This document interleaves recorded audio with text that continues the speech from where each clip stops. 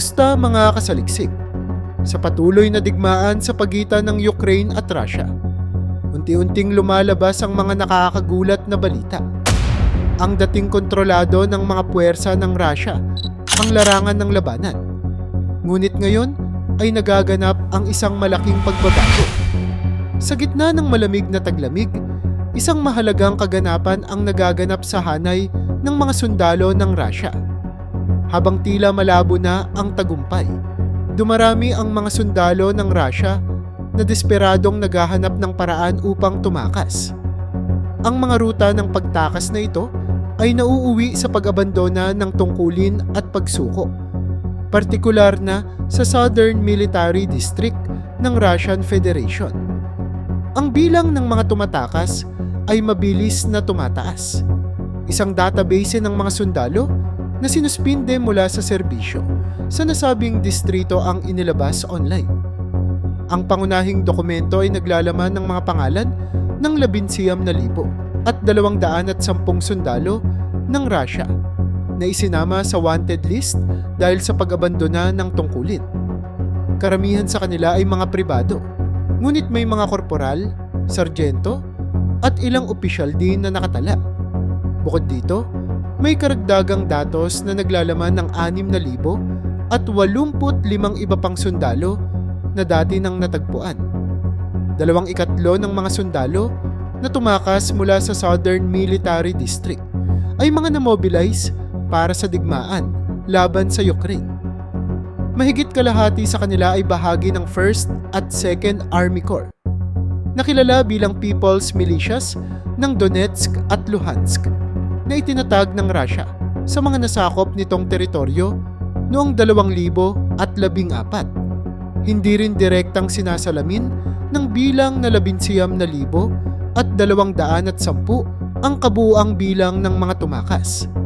Marami ang hindi isinama sa opisyal na talaan dahil sa desisyon ng mga komandante ng unit na limitahan ang paghahanap gamit ang kanilang sariling mga grupo. Kaya naman mas mataas pa ang aktwal na bilang ng mga tumakas. Ayon sa Mediazona, isang independenteng organisasyong Ruso, may naitala ng 7,400 na kaso ng pagtakas sa mga military court mula nang magsimula ang mobilisasyon. Gayunpaman, sinasabi ng mga eksperto na maliit lamang ito kumpara sa aktwal na bilang ng mga gustong tumakas. Sa kabila ng paghihigpit ng mga awtoridad upang pigilan ang pagtakas, patuloy na tumataas ang bilang nito. Noong nakaraang taon, itinaas ang pinakamataas na edad para sa serbisyo militar mula 27 hanggang 30, na magdadagdag ng 700,000 potensyal na recruit pagsapit ng taong 2025 upang maiwasan ang opisyal na pagkakasangkot. Maraming komandante ang nagtutulak na lutasin ang mga kaso ng pagtakas sa kanilang sariling paraan. Iilan lamang sa mga tumakas ang nagsasalita sa media dahil sa takot sa posibleng pag-uusig ng Kremlin. Ang mga tumutuligsa kay Pangulong Vladimir Putin, maging sa loob o labas ng Russia, ay maaaring mapahamak. Ang mga kritiko ay hinuhunting at inuusig, maging sa ibang bansa. Para sa mga sundalong gustong sumuko, mahalagang tulong ang programang I Want to Live na pinapatakbo ng Ukrainian Armed Forces. Ayon kay Lieutenant General Jonathan Braga ng US Army Special Operations Command, naging epektibo ang mga mensahe ng Ukraine sa paghikayat sa libo-libong sundalong Ruso na tumakas. Sa ilalim ng programang ito, ang mga voluntaryong sumuko ay itinuturing na bihag ng digmaan upang maprotektahan laban sa mga posibleng parusa mula sa Moscow.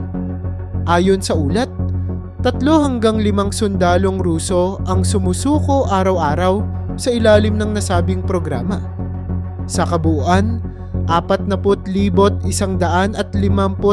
kahilingan ang natanggap mula sa iba't ibang channel tulad ng Telegram, WhatsApp, chatbot, at hotline.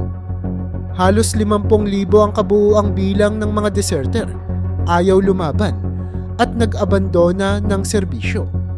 Sa halos 800,000 sundalo na ipinadala ng Russia sa Ukraine, isa sa bawat 15 sundalo ang tumatakas o sumusuko, habang 10 ang nasusugatan o namamatay. Patuloy na lumalala ang kampanya ng Russia sa digmaan laban sa Ukraine. Sa nakalipas na taon, tumaas ng hindi bababa sa 5 beses ang bilang ng mga sundalong sumusuko mula sa hanay ng Russian Army kumpara noong nakaraang taon. Sa kasalukuyan, tinatayang 40,000 hanggang 50,000 sundalo ng Russia ang sumuko or nag-apply upang sumuko sa Ukrainian Army o kaya'y naitala bilang mga bihag. Ang pagsusuri sa mga pinakahuling kilos ng mga sundalong gustong tumakas ay nagbigay ng mas malinaw na larawan sa kanilang motibasyon. 36% ng mga aplikasyon ay mula sa mga nais tumakas mula sa Russian Army. Isa itong seryosong indikasyon ng problema sa istruktura ng militar ng Russia. Mahigit 30% sa mga ito ang mobilized troops na agarang ipinadala sa labanan. 50% naman ang mga sundalong na-recruit at pumirma ng kontrata matapos magsimula ang malawakang digmaan. 10% ang mga may kontrata bago pa mag-umpisa ang labanan na nagpapakita ng kanilang hakbang upang maghanda sa paparating na digmaan. Ang natitirang 10% ay kumakatawan sa iba pang mga kadahilanan. Ang ulat ay nagbigay linaw kung bakit patuloy na tumataas ang bilang ng mga tumatakas. Ang kawalan ng malinaw na pagtatapos ng digmaan, ang halos 1.5 taong pagkaipit ng mga sundalo mula nang ideklara ang mobilisasyon, at ang kakulangan sa pagpapalit ng tropa ay ilan sa mga dahilan ng kawalan ng pag-asa sa hanay ng mga sundalo. Malaki rin ang epekto ng hindi makataong pagtrato sa kanila, kabilang na ang hindi pagbibigay halaga sa kanilang kalusugan. Marami sa mga sundalo ang may mga sakit na hindi akma para sa serbisyo militar, ngunit patuloy na pinipilit na maglingkod. Dagdag pa rito, unti-unting naintindihan ng mga sundalong ito na ang propaganda na tinuturing silang mga bayani laban sa mga pasista ay hindi tumutugma sa katotohanan. Sa halip na makipaglaban sa mga pasista, napagtanto nilang naloko sila at pinagdududahan ang totoong layunin ng digmaan. Kaya't hindi nakapagtataka na mas pinipili ng marami ang magtangkang tumakas o sumuko sa kanilang kalaban. Ayon sa ulat ng UK Ministry of Defense, umabot sa 45,000 at 600 sundalo ang nasawi noong Nobyembre, ang pinakamataas na bilang ng pagkamatay sa isang buwan mula nang magsimula ang digmaan noong Pebrero taong 2022. Tinatayang 1,523 sundalo ng Russia ang nasasawi o nasusugatan araw-araw.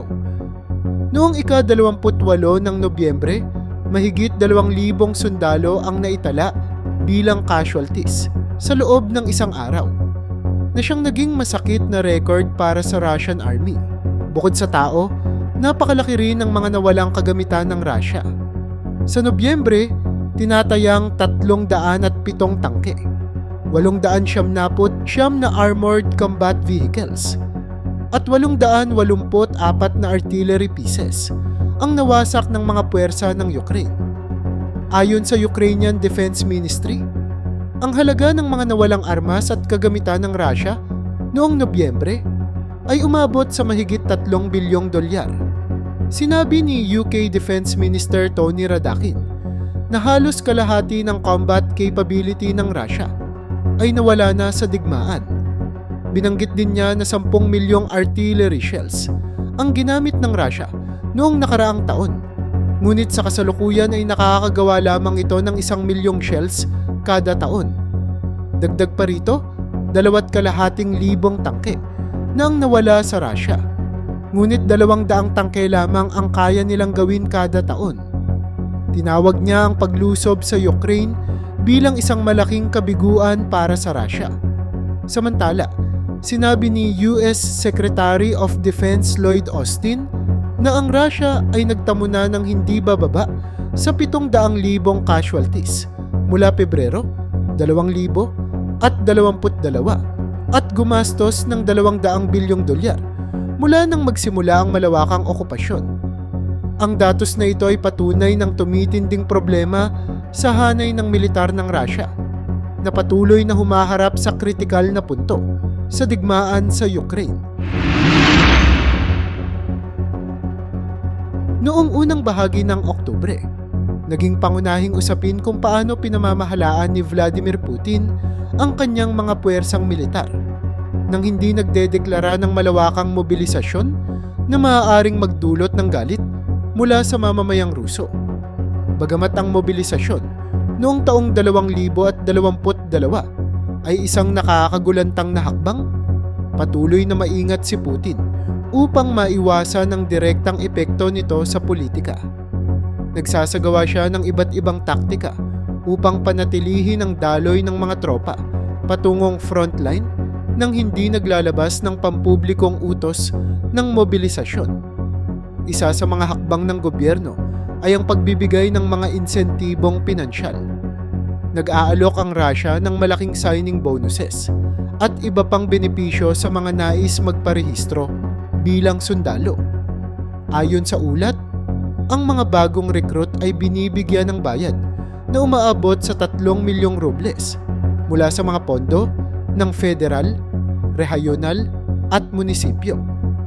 Kabilang sa mga insentibong ito ang exemption mula sa military service, loan forgiveness, at mortgage holidays.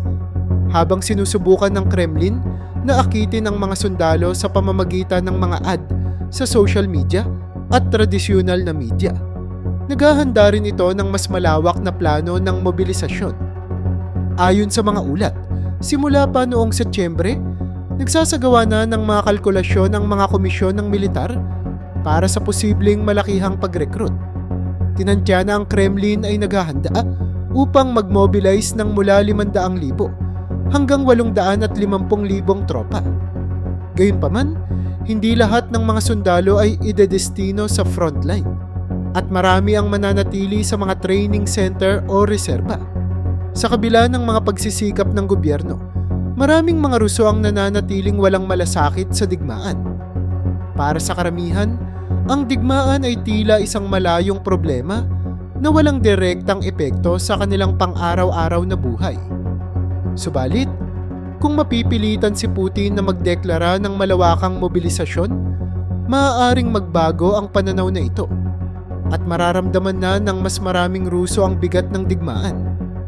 Sa kasalukuyan, nahihirapan ang Russian Army na maabot ang target nitong 400,000 bagong recruit bawat taon upang mapanatili ang kasalukuyang lakas ng puwersa. Sa patuloy na pag-usad ng digmaan, bumabagsak ang bilang ng mga aktwal na recruit. Samantala, may mga ulat din na lumalala ang paranoia ni Putin tungkol sa kanyang seguridad. Binuwag niya ang kanyang tirahan sa Sochi dahil sa takot sa posibleng drone attack, bagamat may mga haka-haka na ito ay bahagi lamang ng pagsasaayos. Ang digmaan ay nagdulot din ng pag-iisa ni Putin na kailangang balansehin ang mga hinihingi ng kanyang mga commander, pangangailangan ng mga kaalyado sa politika, at pagkadismaya ng mamamayan habang naglalabas siya ng imahe ng kumpiyansa. Lumalakas ang mga pangamba na ang digmaan ay maaaring magdulot ng krisis sa pamumuno sa Russia. Sa gitna ng lahat ng ito, nananatili si Putin sa kanyang desisyon na ipagpatuloy ang digmaan. Ngunit, paano magbabago ang kalagayan ng digmaan pagsapit ng taong 2025? Habang si Putin ay abala sa kanyang tao ng press conference, ginanap naman sa Brussels ang huling pagpupulong ng mga lider ng EU para sa taon kasama si Ukrainian President Volodymyr Zelensky.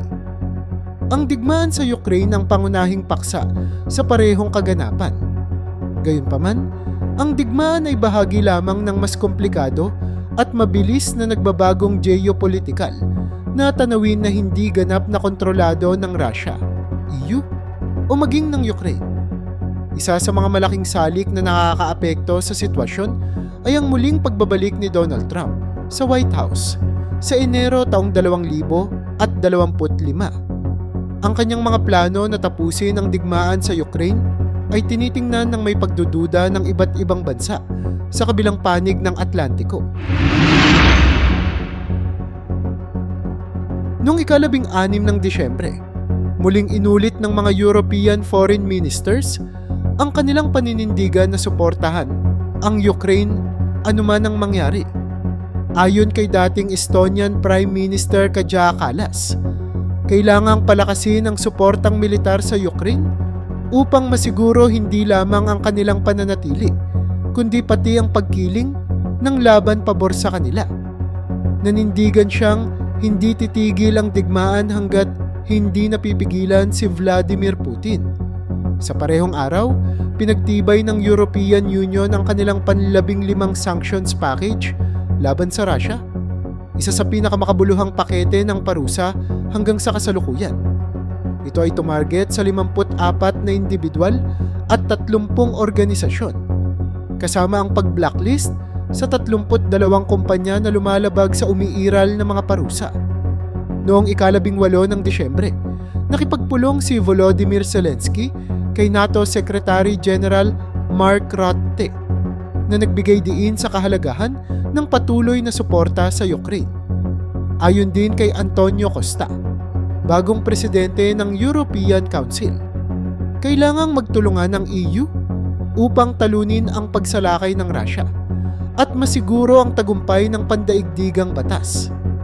Samantala, sa kanyang taunang pagtawag, muling nagpakawala si Putin ng pahayag na nagwagi na ang Russia sa tinatawag niyang espesyal na operasyong militar sa Ukraine. Gayunpaman, ito na ang ikatlong magkakasunod na taon mula 2022 na inulit ni Putin ang parehong retorika ng papalapit na tagumpay. Isang ironya na tila hindi napapansin ng kanyang mga tagapakinig. Noong ika-16 ng Disyembre, sa isang pulong ng Russian Defense Ministerial Board, binigyang diin ni Putin ang patuloy na pamumuhunan sa militar na umabot na sa 6.3% ng GDP ng Russia. Bagamat inihayag niyang ginagawa ng Estado at ng mga mamamayang Ruso ang lahat ng makakaya upang suportahan ang kanilang sandatahang lakas, binanggit din niyang may limitasyon ng naturang paggastos. Ayon kay Putin, kabilang sa kanilang mga layunin ang pagpapatalsik sa neo-Nazi na rehimen sa Kiev at pagbawi ng kanilang teritoryo. Sa kabila nito, parehong nananatiling determinado ang Moscow at Brussels na ipagpatuloy ang laban. Anuman ang anumang kasunduan na maaaring ialok ni Donald Trump na muling babalik sa White House sa Enero 2025. Bagamat ang Kremlin ay naniniwalang nasa kanilang panig ang momentum, ang mga pinakahuling airstrike ng Russia laban sa infrastruktura ng Ukraine ay nagdulot ng malaking pinsala. Samantala, ang EU ay nananatiling nag-aalala sa posibilidad na gamitin ni Putin ang pansamantalang tigil putukan upang magtipon muli ng lakas at magdulot ng mas malaking banta sa seguridad ng Europa sa hinaharap.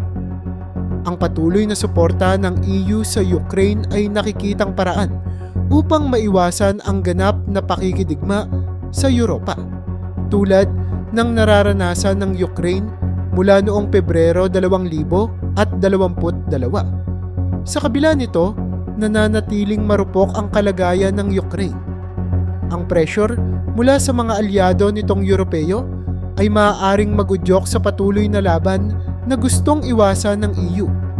Sa papalapit na taong 2025, kailangang ipakita ng EU at ng mga kaalyado nito sa NATO na kaya nilang tumayo sa sarili nilang mga paa.